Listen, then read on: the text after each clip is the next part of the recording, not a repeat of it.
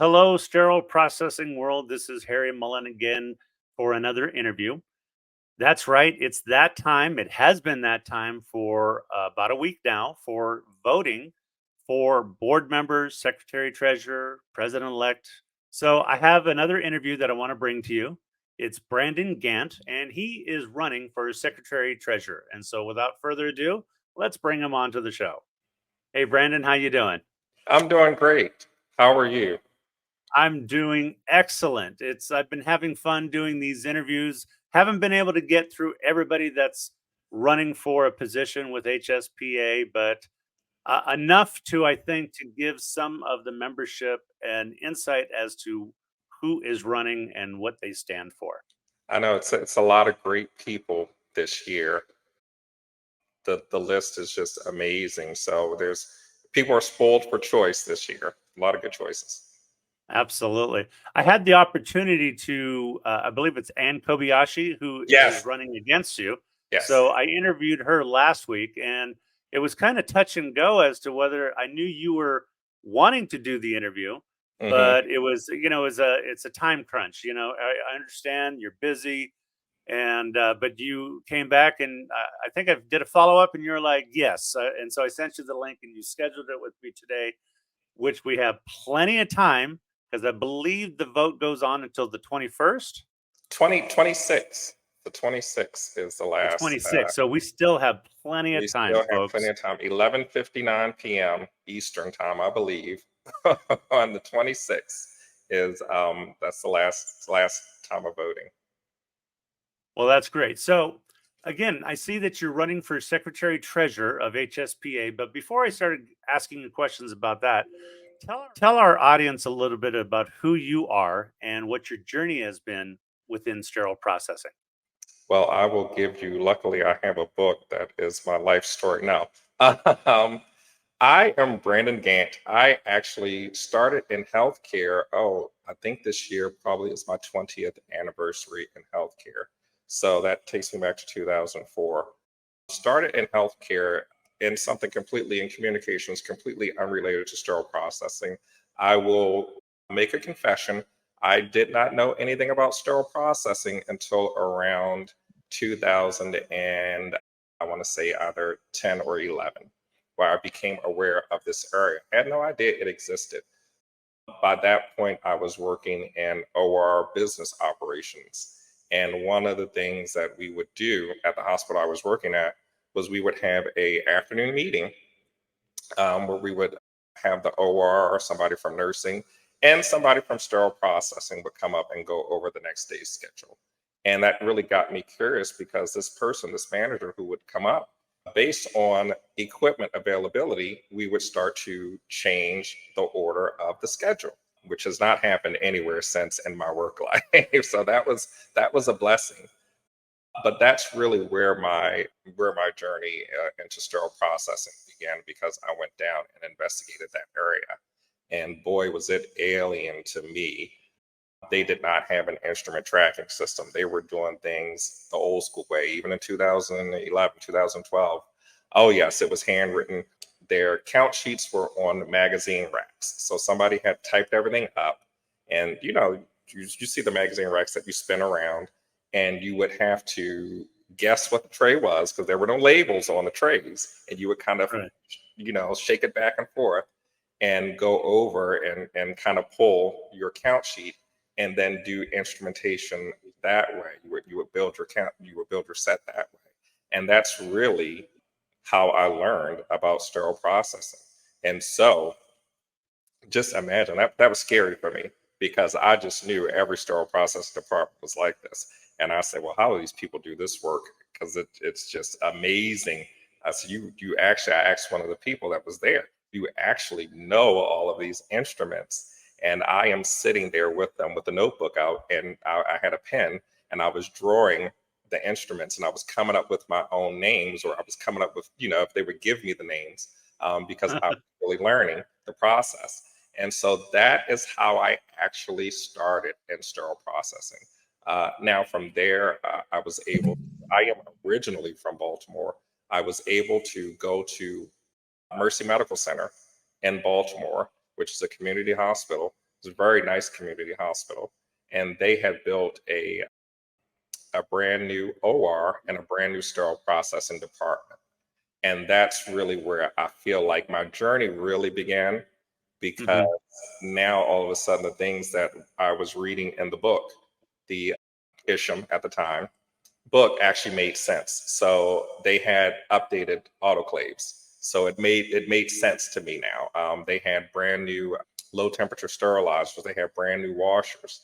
It was so nice in there, and it really was like a huge learning experience for me, just to see how they serviced the OR, how they kept things moving, the day-to-day challenges that they had with instrumentation. Even though the department was brand new, they still, sometimes you just didn't have enough sterilizers. They had three walk-in sterilizers, but it still wasn't enough. And I think they had like 5 washers. And so that's really where I learned a lot, because not only was I learning the equipment, but the department was staffed by people who had worked in sterile processing for anywhere from 10 to 20 years. And so those people really became my teachers in the field. And I always kind of give them kudos for everything that they taught me. And it was there at Mercy that I became a supervisor. I started to actually work with the Community College of Baltimore County. It was during that time, I spent 3 years there, so there's a lot of stuff being packed into 3 years. I became an instructor at the community college. And so we had a partnership where students would come to us and we would, they would do their internship. So that was one of the best things in the world, because, having people teach me, I wanted to kind of give back to the industry as well. So I was always eager. Some other people, they were a little hesitant to take students in, but I was always eager to get students in, because I wanted to help them. From there, I went to Penn State, Milton S. Hershey Medical Center in Hershey, PA, which is a 500-bed level 1 trauma center. And boy, did that really open my eyes to just how the scope of sterile processing. You know, I came from an organization that maybe did 60 to maybe 80 cases a day, and Baltimore was a bad day. Right. Going to Pennsylvania, 80 cases was a good day, and 130 was a bad day. And so, dealing with that, dealing with implants, dealing with all the things I didn't deal with before, dealing with scopes, because we did do scopes in the OR, washing scopes, that was our responsibility. That really was, a trial by fire.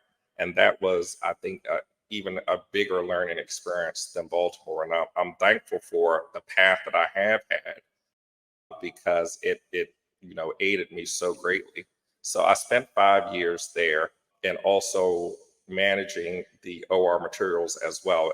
At a certain point, I think 3 years in, we started managing the OR materials. So again, that's just more knowledge that I was able to absorb. And then around 2021, I had the opportunity to come to Atlanta. I'm in the Atlanta area now, working at Emory Healthcare, where I am the manager of SPD education and training. So I work for the Emory system, coming up with training initiatives. The biggest thing that I started was our trainee program, where we take people from all walks of life. Sometimes we hire people in, sometimes people transfer to the sterile processing department, and we give them that foundational knowledge to be sterile processing technicians. So again, I am, in education, giving back again to the community that is here, and hopefully aiding the hospital as well, giving people that knowledge that is so important to put them on the path to hopefully becoming excellent sterile processing technicians. It takes a while. I always tell people it goes beyond my 15-week course. At the end of the course, you are not an Right. expert, and you will not be an expert 2 years 2 years from now. But Nope. it's a start, and it's something that I have really enjoyed. And then the type of work that I just do a little bit of everything. So I've done IT projects for upgrades to our instrument tracking system, anything and everything. And so that really has been my journey through sterile processing. I probably have left some stuff out. Years before I worked in sterile processing, I spent a huge amount of time as a customer service Right. manager, which to me has aided me in my healthcare career because I always say, like, even the foundation of working in sterile processing is customer service. Who are our customers? The OR is our customer, L&D is our customer, and the ED and everybody else that sends us instruments. And so, I've had to know how to navigate conversations and relationships with all of them. So even that customer service background, and I was selling milk. So I worked at a dairy, so it was nothing healthcare related, but it has helped me in my sterile processing career. So that's just a partial explanation of my journey, how I got here, and what I'm doing right now in this space. But I've Right. enjoyed every minute of it. Sometimes I get surprised by things every week. So it hasn't stopped being fun just yet. It's nerve-wracking every week, but it hasn't stopped being Yes. fun. Well, I got to tell you, your story of the different jobs that you've done, talking about selling milk and stuff, it just goes to show people that there are such things as transferable skills. Yes. And I tell my students all the time, when they're going in for an interview for sterile processing, they're like, I don't know really, other than taking the course, I don't know anything about it. And I'm like, you have transferable skills. And I go through with them talking about, well, tell me about your current job. What did you do or previous jobs? And then as they hit upon certain things, I said, well, you know what? That skill there ties over to customer service. Hmm. This one here ties over to communication here. This one here talks about work ethics. It's and I just, everything that managers are looking for in new employees and stuff. I said, trust me, managers are going to love you and stuff like that. So Yeah. The transferable skills, a good thing. It is. I mean, the world we live in now, every state, every city seems like they have a huge Amazon warehouse, and we do have a lot of people that come from that area. And I kind of have to link that back to even pulling case cards to say, well, you used to work at Amazon. And so I said, this. It's not as difficult as it seems because you're pulling for orders in both arenas, whether it's Amazon or whether you're at Emory, you're pulling for orders. And I said, just think of it that way. And it becomes a little less complicated for them because I think they get intimidated. I mean, there's so much stuff that comes at you when you are a new technician. And Right. there are people that feel like, well, I have to learn everything in the next 3 months. I have to get everything down to a perfect T. And it's Nope. it's not that way. It's not that way. And like you said, No, it's transferable just skills. foundational. You just need a Yeah. solid foundation and need in order to move forward. Hmm. Speaking of transferable skills, so you are running for secretary treasurer. Tell me, what do you feel that your unique qualifications are for the position? So explain about transferable skills in that for that question. Well, I think, like, looking at my career, I have been a manager, I've been a leader. There have been a lot of things that I have had to work on, whether it's conflict resolution things, whether it's things dealing with contracts, whether it's things even dealing with, employee discipline. And if anything, that has told me to be very meticulous in the paperwork that I do, things that I send out, things that I look over, everything that a secretary would be dealing with.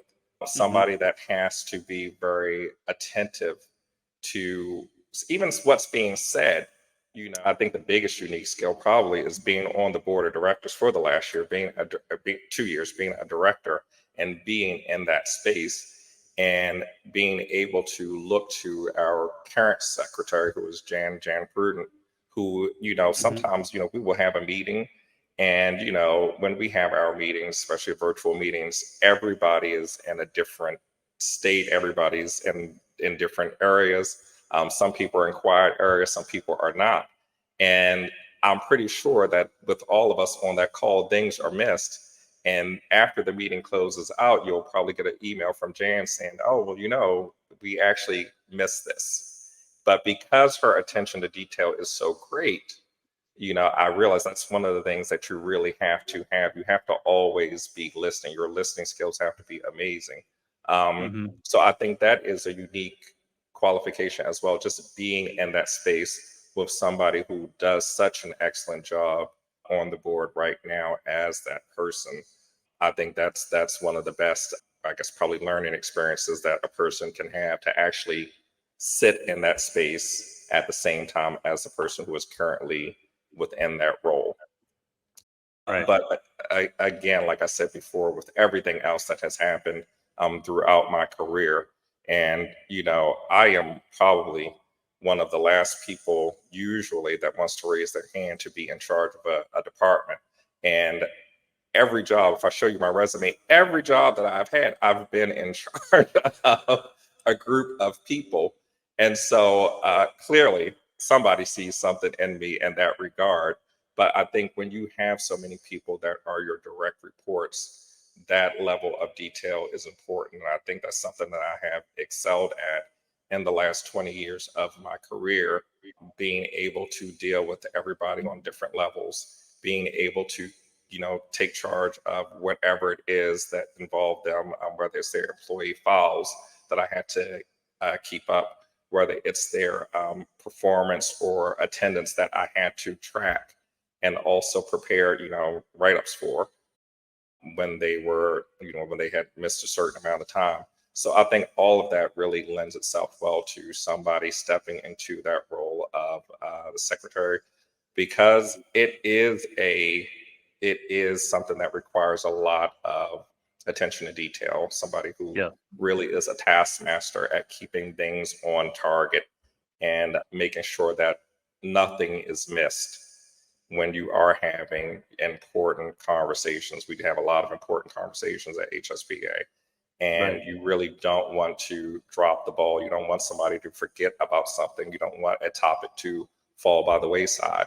And so I think my career has pointed me in that direction, hopefully.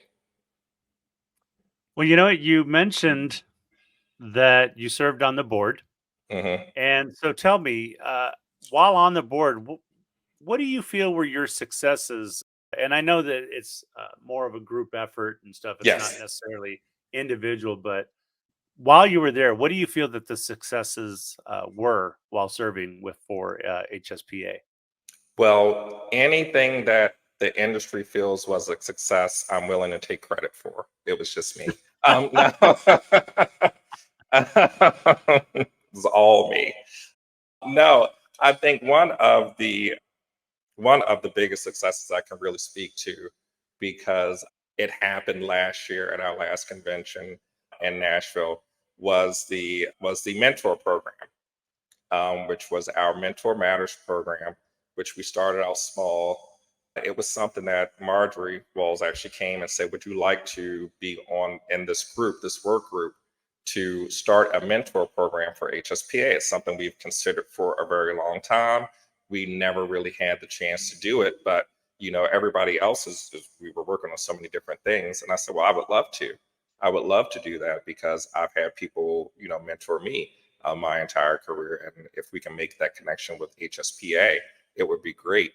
One of the things that I really discovered when I was in San Antonio was that I was at Ruth's Chris, because you could go downstairs to Ruth's Chris, and there were two people there, sterile processing technicians that had come, and they were sitting next to me and my director, and they were kind of asking us advice about certain situations. And in my world, I've always had somebody that I could turn to. And it never crossed my mind that other people across the US did not have the same thing that I had. And in that moment, Yeah. I realized that no, that's not really the case. Sometimes, when you are hired into an organization as a sterile processing manager or supervisor or whatever, you are the only one in that building that knows anything about sterile processing. That's what they hired you for. They say, "Okay, this is your job. Here you go, and Right. we'll see you later." And you don't always have a resource. And so we spent like our whole dinner together just talking about various things or whatever. And so when this opportunity came up for this mentor program, I thought, well, this is really great, because there is a need for this. And I never realized it at first. Now, my initial idea for that was probably a little too lofty because I wanted a huge platform and I wanted people to be able to email each other. And they said, well, Brandon, you have to kind of think small on this. Let's just try to do a meetup at the Nashville convention. I thought, okay, let's do that. And so what we were able to do was really partner people in the industry who had, of course, come to conferences before and who had certain titles, whether they were manager, director. We had Right. even people from IP like Jill Holsworth at Emory. She was also a mentor as well. And then we connected them with people who had, this was their first conference. So they were coming to a HSPA conference for the first time. And what they were supposed to do, we sent out directions. It would be nice if people read the directions that we send out, or please read our emails. I'll take a dig since I have the opportunity. Please read the emails. Was really just to make that connection with your mentor. The mentees should make Right. that connection with the mentor and ask them anything, whether it's advice about work, whether it's advice about their career, their future goals, whether it was advice about their educational goals, if they wanted to do something else, and talk to your mentor and see how to navigate that. And then also, if you wanted to spend time at the conference and go to some of the events together, whatever, look at the schedule and spend some time with each other if you wanted to. We didn't force anything. And surprisingly, I thought, okay, we'll get about maybe 10 people who will sign up. And then I started to get worried because it turned out to be about 70 something people, which, to me was like, I was over the moon about that. And I actually had to say to Susan Adams, I said, well, I would have been satisfied at 25 because I was so worried that people wouldn't want to do it. But I was really surprised. Like, that was one of the biggest things looking at the feedback afterwards that people really liked. It was, even though we had planned it, that year, it was still, how things are, it was still kind of like last minute's notice. And so we weren't Right. able to really squeeze anything on the schedule as far as like an event where people could kind of meet up all at once. But that is happening in Las Vegas. So we have something on the calendar. And I will be there, for an hour, and it'll be like I don't know, a mix and mingle. We'll figure it out, Right. so that people can have a actual event to come to, because at the last one, it was just kind of exchanging phone numbers and emails and everything like that. Right. So for me, that was probably like the biggest success for me because it was something that I just worried about the entire year. And then when we got there, people really enjoyed it and they wanted to do it again like the following year. And so now we're making it bigger. And hopefully every year it'll just get bigger and bigger and bigger. And we can incorporate more people as well to to really satisfy the needs of our members. Because I think a Right. lot of people, they need that connection to other people in the industry. So that was one of my successes. Well, so they're going to do it in Vegas. Have they put the word out for volunteers to be mentors and stuff? Because I was a little upset that when they first did it, Marjorie's a friend of mine, and it's like, how come I didn't hear about it? I would have loved to have been a mentor, at the event and stuff. And Yeah, I probably think didn't read my email. it's one of those. Well, guess what? They asked me. They said, "Well, Brandon, you didn't sign up to be a mentor," and I said, "Well, no. Did you ask me?" And I said, "Well, I would have loved to, but I don't remember being asked." So I think it's probably has gone. I have to follow up with that because we're so close. But I do know, like, certain things like that, they like to wait almost until maybe 30 or 60 days out because they get more feedback or involvement that way than sending something out months back. So Right. I have to follow up with that when we actually Well, meet I'll just reach out to next week. Siri. Yeah, See what she says. Hey, I'm available if you need anyone and stuff. yeah. I've done Oh no, something I'll similar to that definitely on my reach own. out for you. Say that again. In the previous like 5 or 6 years ago, I've done what would be considered a mentor program. I would see people that were just like walking around and just like they were lost and stuff, and I'd walk up to them and say, "How's it going?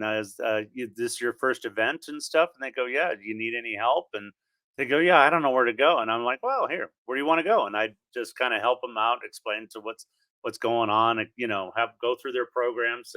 You know, don't forget, this is back when we had the folder, Oh yeah, before we went yeah. electronic programs and stuff. So, and it was fun, because I like meeting people. My problem is I tend to, in large groups, I tend to be very introverted. So I have Uh-huh. to force myself to be extroverted, and doing something like that helps. Yeah, So, it actually, last year turned out very well. I have really high hopes for this year in Vegas and everything. And just, like I said, having those people, those first timers engage with other folks because yeah, it's, Nashville, oh my goodness, the place was so huge, and it was easy to get lost and it was easy to feel overwhelmed. And some people are there by themselves. They're not there with anybody else from their hospital. They are coming by themselves. Maybe they get paid to come for themselves. And so just to have somebody say, hey, it's not that bad. It's like, hey, you can look for yeah, me or I'll be around and yada, yada, yada. We can have lunch before or we can go to breakfast or whatever. That is such a huge help to so many people to make them feel comfortable and to yeah, engage them and make them want to come back the next year because we want people to keep coming. absolutely. Well, it's that time, folks. I got to take a quick commercial break. We'll be right back. Thanks for hanging out with me, Brandon. Thank you for having me.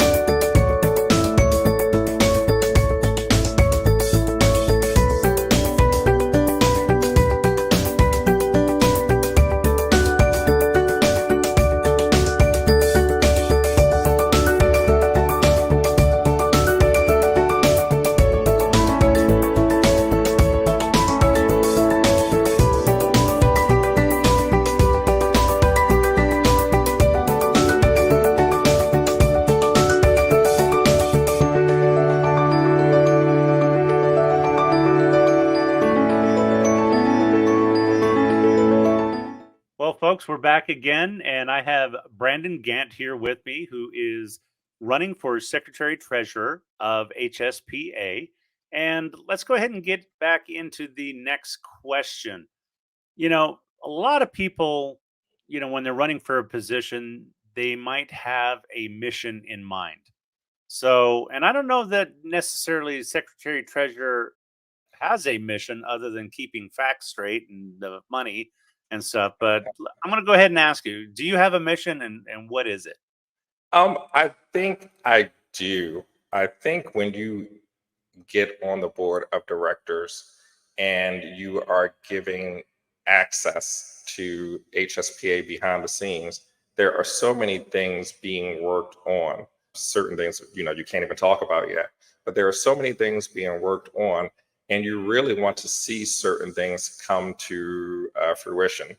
And that really is one of the motivators for people really wanting to stay beyond their 2 years because you just want to further the mission of the organization. There are so many fantastic things. I think we did talk about certain things last year, probably at the membership meeting, about educational resources that are being worked on, additional books that are coming soon. I don't know the time frame, but just stuff that is in that creation process. And that's one of the reasons because I really do believe in all of the things that HSPA is kind of doing right now. And there are so many different areas that you can get education from. There's so many different Hmm. organizations and things like CEUs and everything like that that are out there. HSPA has been around for so many years, doing so many things for the industry as a whole. And I think when you realize the one thing I said on a previous meeting is that the organization kind of is like the little engine that could. because when you get there and you meet the staff and it's like, oh, is this it? Like, where's everybody else at? Like, I would think that there are should be more people here. And they say, well, no, this is kind of it. And it kind of inspires you. It's like, well, no, I have to give my all. I have to, come in and really be the best I can be and aid them in any way that I can. And so, even at the end of my 2 years on the board, or somewhere before that, really, when it was, somebody asked me, I said, well, what are you going to do next year? Are you going to run for anything? And I said, well, no, I don't think so. It wasn't really in my plan at first, but I would hate to leave right now because I know that there are so many good things cooking, and I want to see some of that stuff released in my time on the board, even if it is as the secretary or treasurer, because I think people are going to be really pleased. I think people are going to, it's certain things that people really need. And I want to be there. I want to be there, and I want to kind of give my all to the organization, Right. so that way we can kind of turn around and give it back to the people that are out there in the industry and really serving the community. So that's my mission and mine, just to kind of further advance all of these initiatives that we are working on behind the scenes, because sometimes things may seem a little quiet. Sometimes things are hampered because of financial reasons, but there's always something that is being planned to serve the greater good of the sterile processing profession. So yeah, that's kind of what my mission has been, especially with me Okay. running for secretary treasurer, just to see things through. Okay. Well, it kind of ties into the next question. Do you have any improvements that maybe not be on the current plan that the board's working on? Are there any new improvements that you would like to see the association do? Um, I think there's certain stuff is kind of already. I will say this, like in the last few years or so, I noticed a change within the organization, probably before I got on the board as well, because I felt like they stepped their game up when it came to education. I can remember when I first became a member, even to get CEUs, I think you had to like pay and then fill out a form or whatever. It was something really crazy and old school. And I think we've gotten with the times a little bit, and offering videos and offering podcasts and Hmm. offering all types of alternate education. And I know that, the education group, they're working on some things that are like, maybe directed towards other individuals that touch on the sterile processing realm. So education for them, like education for IPs when it comes to sterile processing, because they Hmm. come into our space and there's crossover, but there's not always a full understanding. And so, kind of like I don't know, maybe a Cliff's Note version of sterile processing for IP professionals. That was something that we talked Oh about yeah. at the meeting last year.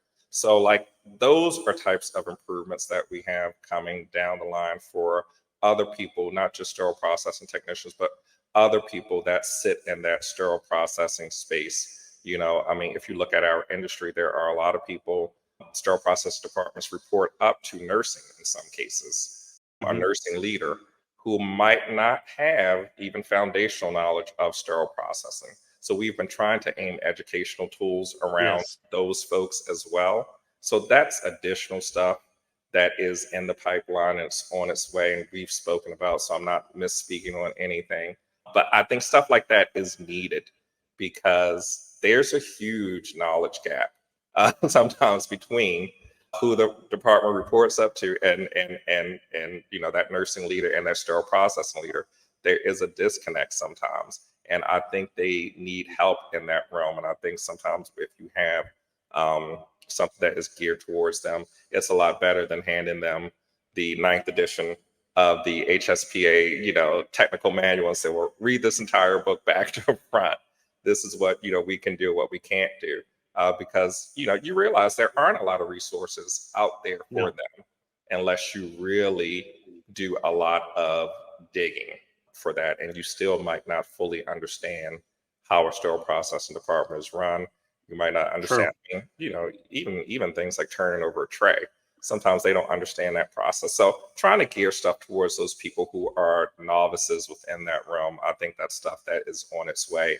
And I am happy about that. And I'm always looking forward to trying to be as involved as I can with those educational resources, because it is such a passion of mine to create more knowledge about sterile processing, and to not have your leader, manager, or whoever be on an island and isolated alone. Say, well, read this book, please understand, this is what you can use to understand sterile process a little better, and maybe a little bit more quickly than giving them the technical manual. So there's stuff out there Right. that's coming.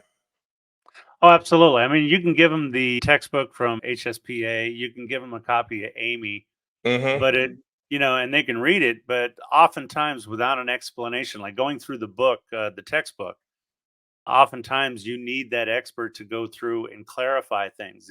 Hmm. It's almost open to interpretation at times. Yeah, Even the there. Amy standards can be open to interpretation unless you Yes. know somebody who knows them very well and says so. Let me get into the next question. The next one was, talking about change. HSPA has gone through a lot of change, especially I say in the last 3 to 5 years. One of them being the name change. I thought that was very good in the fact that, first of all, let's face it, the initials for Isham did Yeah. not even spell out the word Isham. It was IAHCSMM. And it's like, where's the SH? There was no. I'm so glad not to have to define Isham anymore, to stand up in Yeah, front it of the was it was class a tough one. and go But through all the letters.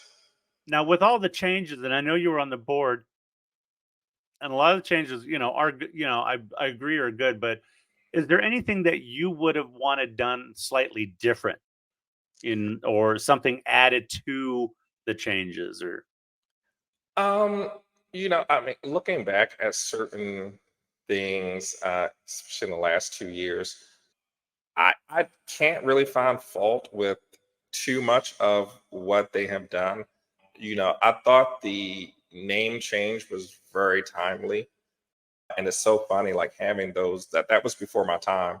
But my goodness, that was a very long internal conversation just to do that. It I seems heard, so. I heard somebody had so many Oh, different suggestions. yeah, it went on for quite a long time. Just for them, they explained it to me, just for them to get that through. And I was kind of like shocked that it would take so long. And I think just because of the nature of the organization, I know probably some people, I think some of our members probably feel like that maybe things should be explained a lot quicker than we kind of release information. Like even me talking Mhm. about what's coming in the future, there are so many reasons that you have to be careful of certain things.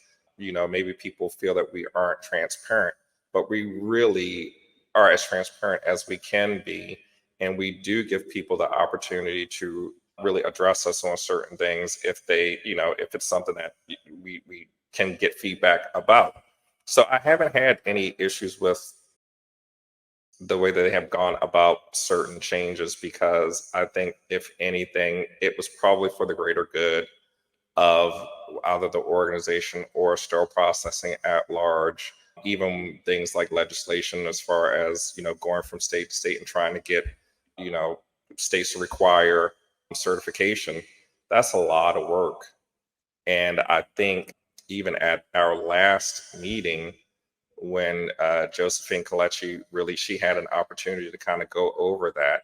The attendance wasn't that high, and I thought Mhm. that was a shame, because it chasing that is kind of a game of cat and mouse sometimes, depending on what the state is. And I think, looking at some of the feedback, people want a bigger explanation, but you also have to show up to get the explanation as well. Yes. So I think like certain things like that are important, but we have to get the participation from the members. You have to kind of be there and really, voice your concerns, give that feedback. That really is important. We look for a lot of participation that comes from feedback, so we can kind of gauge what you really want from us and what you need. But for the most part, I've been satisfied with the way that changes have been handled. And I hope the Okay. majority of the membership has been as well. And if they haven't, then I encourage people to really voice their opinions. Hit the contact us page Right. on the website, or when we do have those meetings at the conferences, get up, stand up, grab a microphone, and make your voice heard, because we do encourage any type of feedback. Well, that's good. One suggestion, if I remember correctly, when Joe speaks, it's towards the end of the conference, during like the membership meetings and stuff. And perhaps they should have her first day when everybody's fresh and there, have all the membership come in and, the opening ceremonies and, hey, let's bring up Joe to say what's going on and let her do their, so people like, okay, everybody's there. Yeah, I think, and because sometimes when there are not major changes, but I feel like, that probably is a main stage event where it's incorporated into something where we're up on the main stage. And like you said, everybody's fresh and popping and excited, to get her in there, get her on stage, say, let's go over everything. So that's some good feedback. And I will actually take that back as well, because I think that She's a that's, phenomenal speaker. She she really really is. is. When Yeah. she does talk, I'm glued to my chair. Like, okay, what is it that she has to say? And when she goes, I know several years ago when she first started having her come up on the stage and really explain what the process was, it was Hmm. like I never knew that because one of my goals here in the California chapter was okay. Well, when I become president of my California chapter, our group's going to go up to Sacramento and we are going to storm the Capitol with a bunch of sterile processing techs and demand that we make it certification mandatory. Well, I got an education. It doesn't. Yeah. It's not that easy. No, it's not easy at all, and it may look like things are taking a long time, and they are taking a long time. But it's not on our part. It's a real negotiation in the back and forth, and it takes a lot. It really does take a lot. But, like I said, those things, it's important for people to really attend those sessions where they can kind of get a chance to speak openly to the board and everything and the staff of HSPA, to really say, hey, I have some concerns, or, this thing that you did, I wasn't happy about it. Why did you do it this way? And how come, Right. we didn't have input? So I think things like that are important. Absolutely agree. Well, I want to thank you for coming on the show. Before I let you go, is there anything else you would like to tell our members before you go? Um, to vote. I think voting is so important, and I always look at participation levels. That's something that we do discuss. And, you can't really complain if you don't participate. And I think, like I said before, we have so many good candidates this year. You don't have to vote for me, because I think you'll be great with Ann, you'll be great with whoever you vote for. Those people, they're all great options. But go out and make your voice heard, because it really does matter. And I think the nominating committee did a phenomenal job selecting candidates this year. I think I was impressed. I was impressed with all the Yeah. names that were put forward. So I'm like, oh, this is great. So I please go out and vote. And just HSPA is there for you. Continue to make your voice heard. And if you don't feel like your voice is heard, reach out to us. Like I said before, hit that contact us page. Just we will continue to support you, the professionals, sterile process professionals, as much as we can, because I think we're all in this together. Our world is not easy. And I think if you Google sterile processing right now, there are probably some real world issues that are happening out there. And it's so important that, we have the education that we need, the education that we deserve in that space, and the support from the OR and the C suite and everything like that. So Mhm. it's important that we have the right people in place at HSPA as well, to push those initiatives and push things that you guys are really asking for. So, before March the 26th, please investigate everybody who is running, look at their bios, look at what they stand for, and make your vote count. Well, Brandon, thank you so much for giving me this opportunity to interview you. It's been a pleasure talking with you and getting to know you. and I wish you the best of luck. Thank you. Thank you for having me. It's been a pleasure, and I'm starting to enjoy interviews. So even if I'm not running, I'm just going to pop up on somebody's podcast and just do interviews all the time from now on. Well, I say, I do every once in a while. I do a podcast called CSS Nation to talk about certain things, and some of the things that we talked about before we started the show, Hmm. and some of the things you brought up during this interview. I think there's some ideas there to get on and do a show and talk about things, especially networking, Oh, and people count not me in. having the resources, so Count me in. I'll be there. sounds good. All right. Thanks again for coming on. Thank you. Well, there you have it, folks. That was Brandon Gantt running for Secretary Treasurer of HSPA. Just a reminder, get out there, vote. It's very important. And don't just start voting and randomly select. Go to the page that has all the bios. Be sure to read through all the bios and make a careful selection on who you're going to vote for. As Brandon stated, if you don't vote, you really don't have a right to complain. So, folks, thank you very much for coming in and watching this interview. And hopefully, I'll catch you on another interview. I'm hoping to get more of the board members and candidates for you to look at so you can vote. All right. You all have a wonderful week.